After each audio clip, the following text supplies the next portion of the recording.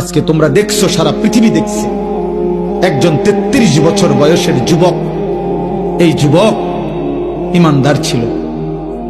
আমার প্রিয় ভাই, আমার কলিজার টুকরা ভাই, শহীদ শরীফ উসমান হাদি রাহমাতুল্লাহ আলাই, এই নওজোয়ান ইমানদার নওজোয়ান 5 ওয়াক্ত নামাজ সে পড়তো প্রতিদিন। খোদার কসম, ফজরের নামাজ সে জামাতে পড়তো, ফজরের জন্য বন্ধুদেরকে ডাকতো।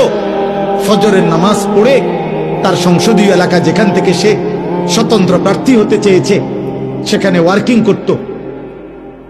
যেদিন গুলিবিদ্ধ হয়েছে সেদিন তো সে জুমার নামাজ পড়ে আল্লাহকে সেজদা দিয়ে মসজিদ থেকে বাইর হয়েছে।